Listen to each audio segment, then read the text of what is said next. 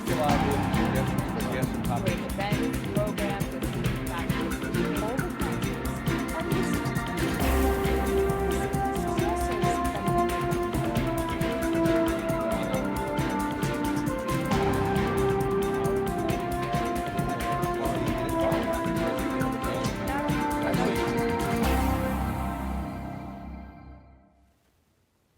Welcome to this week's segment of Dialogue Houston. I'm your host, Laurence Payne. To our regular viewing audience, welcome. To those joining us perhaps for the first time here for HCC's TV Dialogue Houston, we're here now every Tuesday and Thursday at 6 a.m. and again at 6 p.m. and Saturday afternoons at 3 p.m. We also can be found now on the Cube, Channel 57, on Saturday mornings at 6:30 a.m. As always, at the top of the show, let me thank you very much for your calls, emails, and text messages concerning previous shows we've aired, but especially your very thoughtful ideas for topics, guests, and subjects to be covered on upcoming segments of Dialogue Houston. After all, this is your community affairs, public affairs show now in its 21st year here on HCC TV. It's a great joy and pleasure to have my guests, and yes, it's a little pun that I just did, a great joy and pleasure to have my guests with me today, because I wanted someone that could talk about this world of consulting, but when it comes to businesses, to small business development, to entrepreneurship, to this creation of nonprofits. In this downturn of oil and gas, we have lots of people out there that are trying to look, what's their next thing? Like, well, I've been looking for a job for a year, 18 months. I maybe want to create my own business. I want to start my own business. Some businesses who started their own business are undercapitalized and now going through that kind of restructuring, et cetera.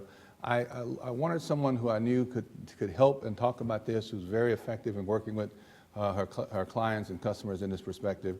And so joining me is Joy Lacy, who is the principal of a wonderful consulting firm, The Joy of Consulting. Welcome, Joy. Thank you. How are you? Thanks for having me. I'm doing great. Great to have you here. But Yes. I don't think it was an overstatement or a reach to say that many people now, where we are in the economy and the job market and changing of careers and mid-career, this is an important time for them to seek out someone like you and for you to sit with them and spend the time necessary to get them to see what the big picture is. Absolutely. And entrepreneurship is on the rise. Yes, indeed. So many people have come to me. Either they want to start a nonprofit or a business or manage their existing business.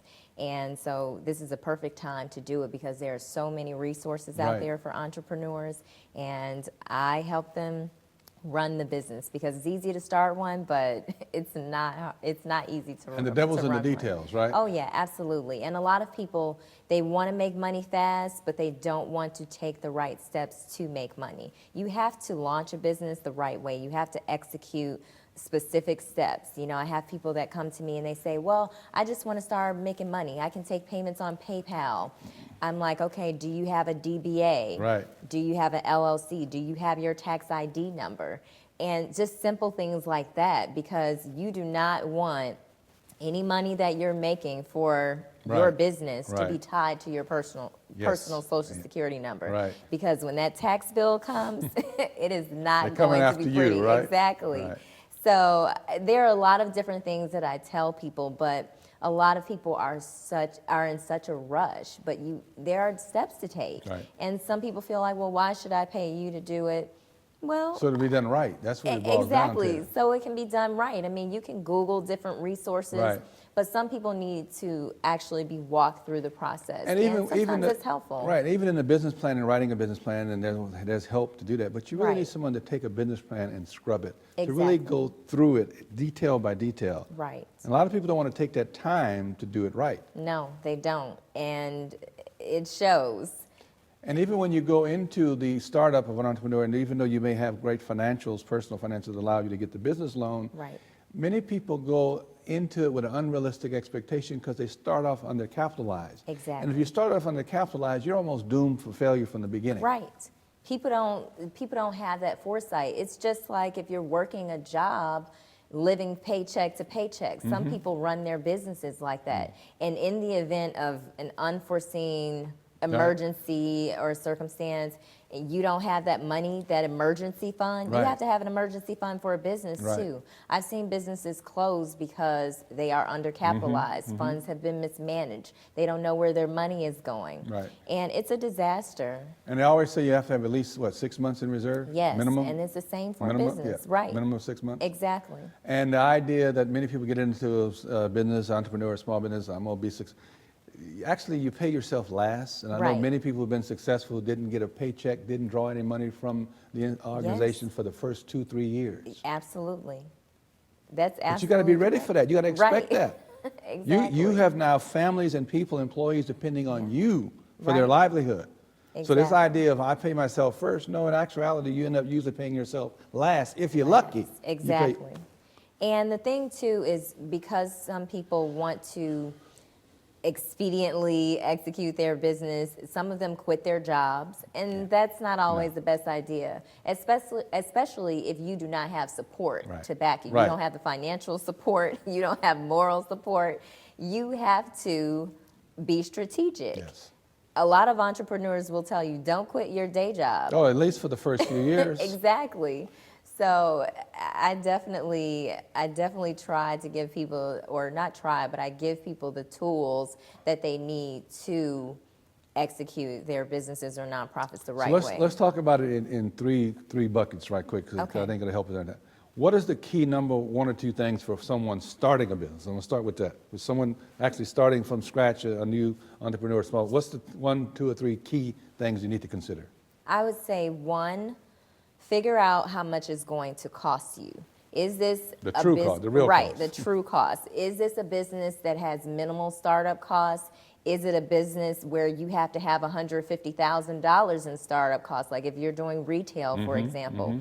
Are you skilled in the industry for what you're trying to do? Because if you have no skills, if I'm trying to start a restaurant, but I have never worked in hospitality, Right. there are going to be some operational issues there. Yeah.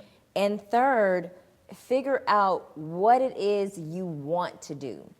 Because if you are in this entrepreneurial endeavor and you don't like what you're doing, what is the point of being an entrepreneur? Because some people, they get into things because they think it's going to make money, but it's a disaster because they don't want to do it. But It a lot of becomes a research. job. Yeah, but a lot of research goes in that ahead of time, does it not? Yes, it should, but a lot of people don't. And so a lot of people don't do the research, and you have to. That's the beauty of being an entrepreneur is you're doing what you love to do. Right. And hopefully it makes you money. But all those variables, I mean, from the foot traffic, the rooftops, Right. I mean, you got all that to take into consideration, plus your overhead, plus your utilities. Exactly. I know folk who've gotten into it, and when they start having issues and problems, how could you not factor that part Yes. in your... In your research. And not only that, there are so many resources available online. You can look up budget templates. right. You can get a rough idea of how much it's going to cost you. And people don't think of the actual cost to start a business. For example, filing the paperwork. That's a cost. And I have people calling me, they're like, well, I don't have the money to get an LLC. But well, then you ought to don't just need stop to right there then. Right, you don't need to start a business right now.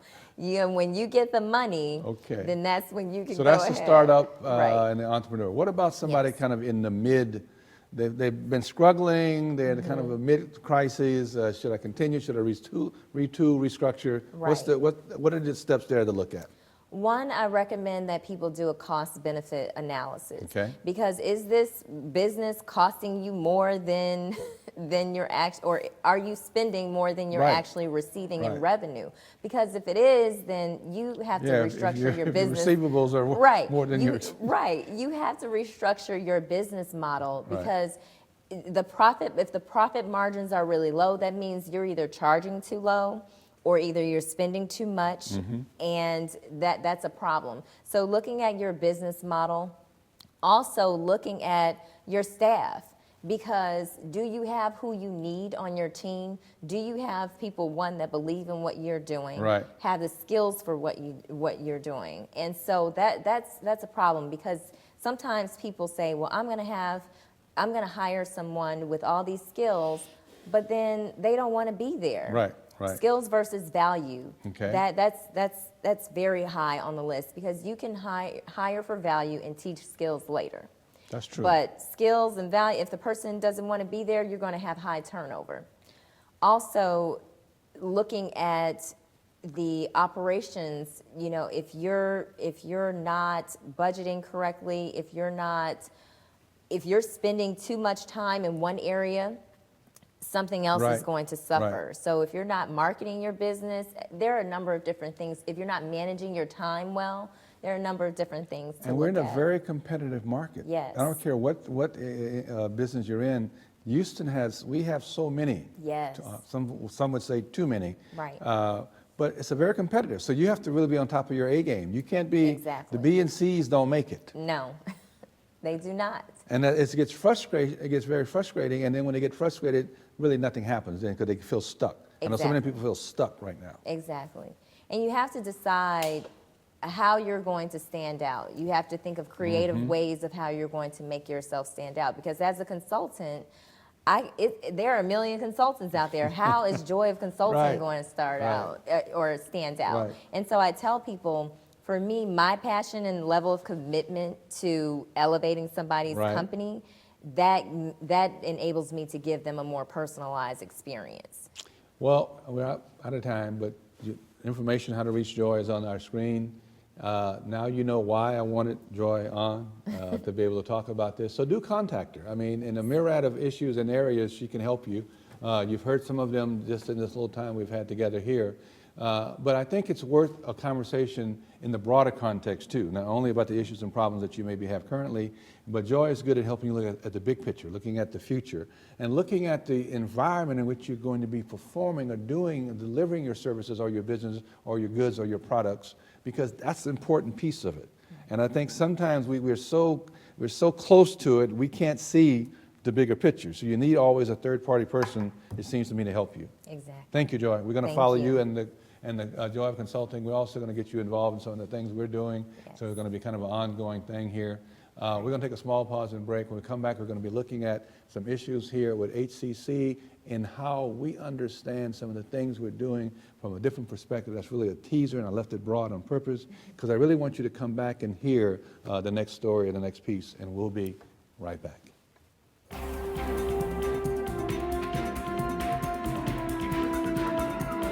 We look at consumer arts and sciences, and we're looking at the creative economies of Houston. The consumer arts and sciences is just that. We deliver services for the greater Houston area. Our faculty and staff are industry experts, and so they have worked closely with their industry partners, whether it's cosmetology, hair design, fashion design, interior design, merchandising, and our culinary arts program. Now our industry partners know exactly who to go to.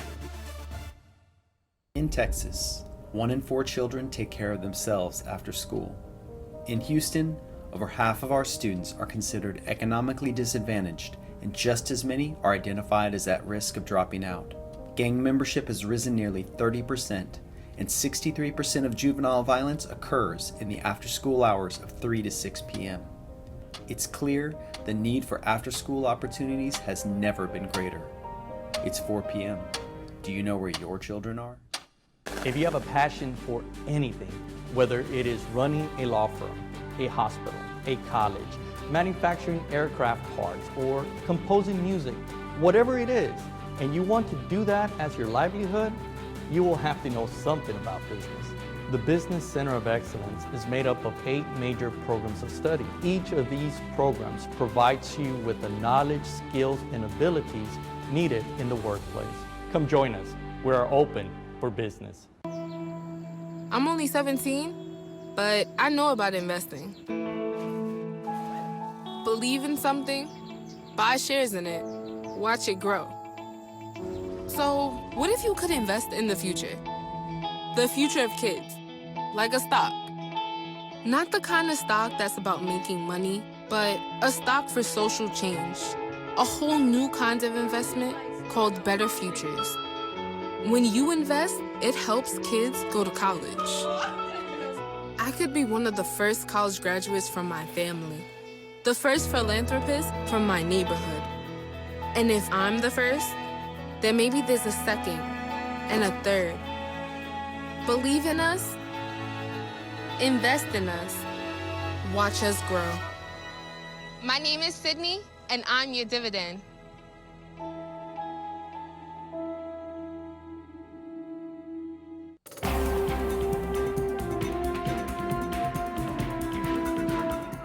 HCC has it all for you. The college is multifaceted in so many areas. We lose track sometimes of all the things we do and all the programs we have and all the issues that we can help you grow and develop in. Of course, since we are an energy capital, we have focused on energy from the beginning, and now we have this wonderful, wonderful Global Energy Institute, which is one of our centers of excellence at HCC's Northeast Campus. But the person who I'm going to introduce, the name I'm going to say you've heard before because we've had him on Dialogue Houston, but this whole enterprise that he directs, he has expanded it since the last time, and it really has grown and developed. And I'm so proud and happy to have Martessa Samee join us, the director of the Global Energy Institute Center of Excellence, HCC Northeast. Welcome. Thank you, sir. Thank you. And Thank it you for really inviting is. me. It's been a fascinating growth area, has it not? Thank you. Yes, sir. Indeed. And we now have 5 different areas that we do? Yes, we are involved in drafting and design engineering technology to design, to develop drafters and draft technicians, electronic engineering technology to do biomedical electronics, computer engineering technology areas, which is ABET accredited, and we enjoy 100% employment across the board. Any graduates get jobs out there through internship. Instrumentation engineering technology, petroleum engineering technology, and process technology, Wow. which trains operators. Right. And you said the magic word. There are jobs available at the end of the training cycle. At the end of the training cycle. Of course, oil right now is up and down. Some there are of many our areas, programs, many other areas. many areas. Oil consumption is not reducing. Therefore, we see high growth coming up again. Each barrel of oil right now trades right around $50 or so dollars. Soon it's going to get back up where drillers and engineers and energy programs are benefiting from it, and they start hiring our technicians again. But all of these programs, they have associate degree or certificate. Right. And students can go through the program. If it's a certificate program, it's a year or less. If it's associate degree, usually they have 2 years to finish. Right. And at the end of these programs, during the programs, they have hands-on experience, simulation experience, and working with faculty. We have more than 30 engineers hired at Houston Community College Northeast for these programs.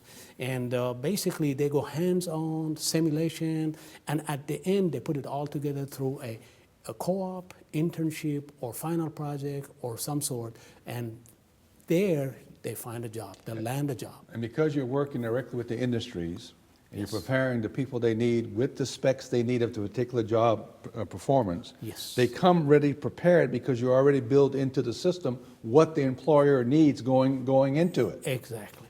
We have groups of companies that we are inviting to our system, and they come in as an advisory board, the group, and these are engineers and companies and officials that they come in and guide Houston Community College programs, which is we're proud of. We have many companies that they come in and they spend valuable time to tell us how to align our education and curriculum to match their needs, and therefore we enjoy process technology. No students is waiting in the hallways Right. to get a job. Electronics, biomedical electronics, no students are waiting in the hallways to get a job. Drafting, and they are getting paid upwards of $55,000 and higher. Well, we had from these we had a companies. student on that Yeah. not with the associate degree, but a certificate program Yes. that started his first job at $55,000. Yeah. So that's amazing. I mean, with 1 year, 2 year Yep. experience, associate degree experience, you can get into $70,000 and $80,000 jobs, and But the that's key is, you said, because the alignment of the Alignment. training, the skills, and what's being educated and taught aligns with what the company actually needs. you got to have a feeling of the market. What is industry requiring you to train? And basically, some things like electronic engineering technology has been around a long time. We know exactly that market is steady, and it has application in all facets of technology.